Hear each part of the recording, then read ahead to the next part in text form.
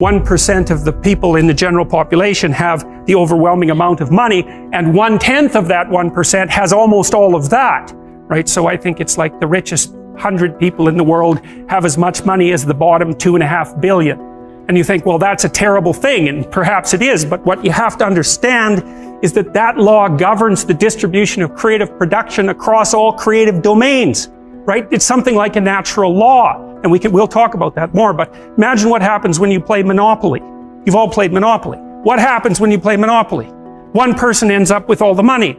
All right, then you play another game of Monopoly. What happens? One person ends up with all the money. It's actually the inevitable consequence of multiple trades that are conducted randomly. So if you take 1,000 people and you get them to play a trading game, you each give them $100, say, or $10, and they have to trade with another person by flipping a coin.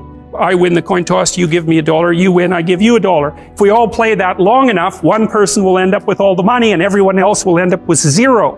So it's a deeply built feature of systems of creative production, and no one really knows what to do about it, because of course the danger is that all the resources get funneled to a tiny minority of people at the top, and a huge section of the population stacks up at zero. But to blame that on the oppressive nature of a given system is to radically underestimate the complexity of the problem. No one actually knows how to effectively shovel resources from the minority that controls almost everything to the majority that has almost nothing in any consistent way, because as you shovel money down, it tends to move right back up, and it's a big problem. But the thing you want to understand about that 1% issue that you always hear about is that it applies in every single realm where there's difference in creative production.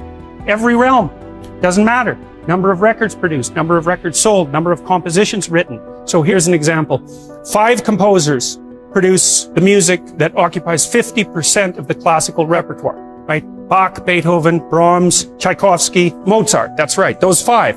So that's another example of this Price's law of scaling. It applies to all sorts of things, like number of hockey goals scored is also distributed this way.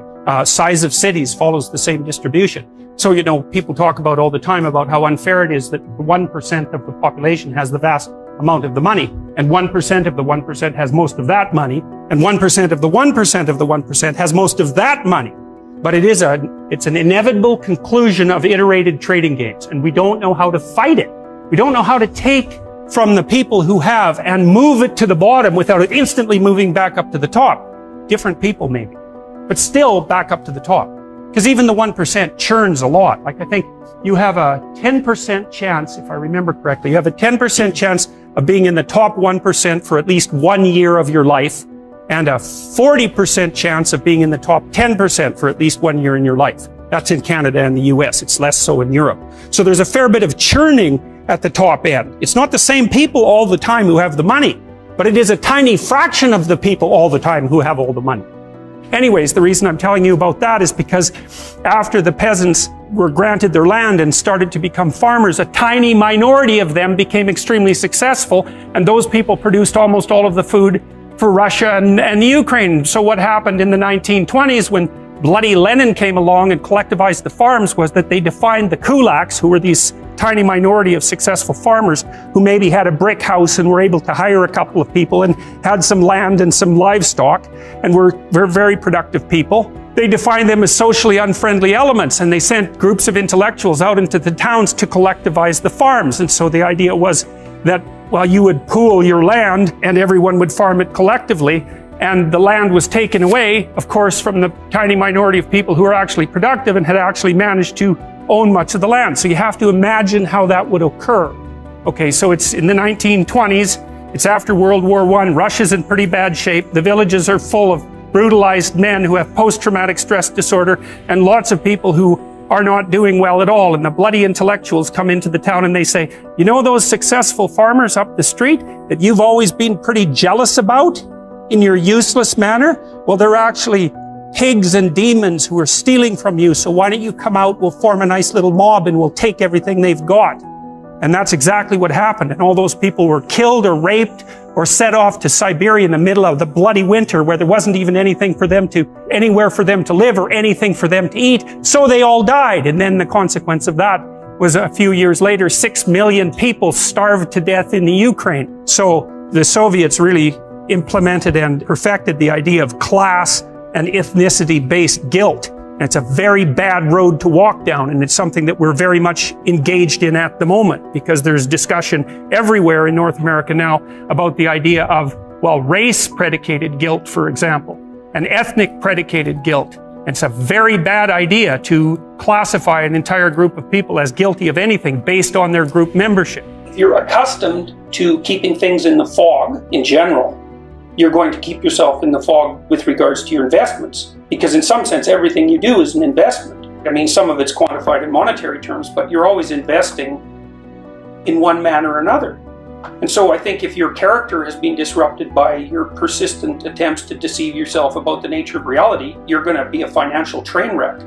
And I mean, I've certainly seen that in my clinical practice. I've seen people burn through amounts of money that you wouldn't think someone could burn through in that short a period of time because of self-deceptive blindness. If you have a high IQ and you're conscientious, which is another trait, then you're more likely to be financially successful, say, by the time you're in middle age.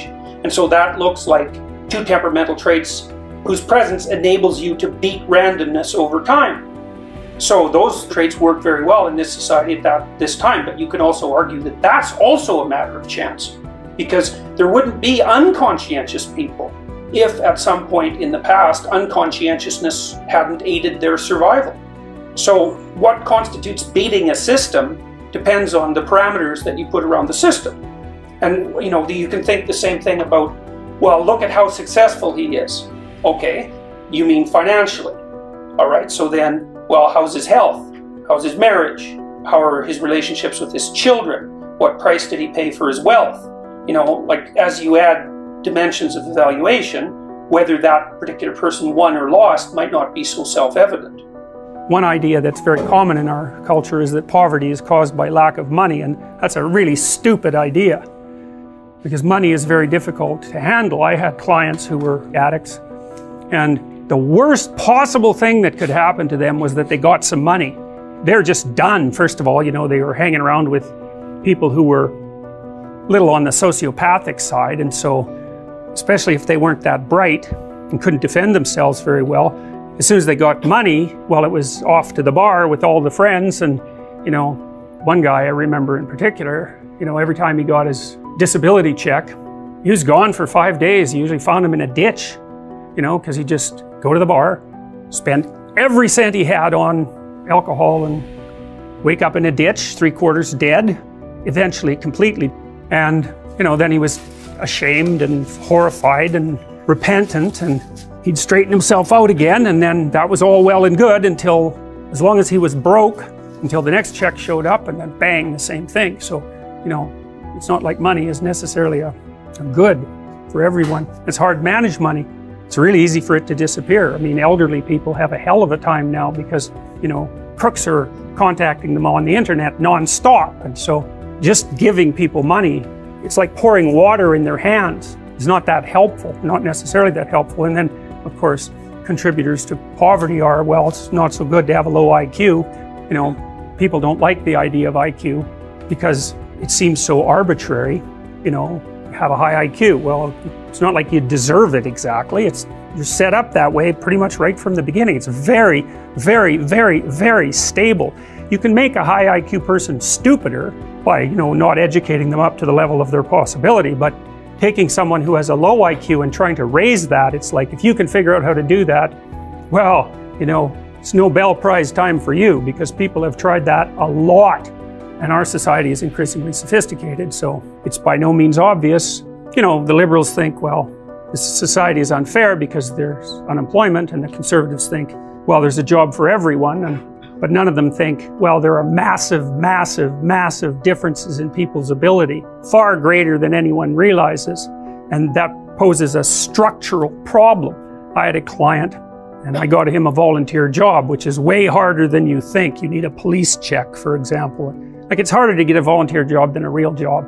But I got him in a volunteer job, and he had to fold pieces of paper, letters. He worked at a charity.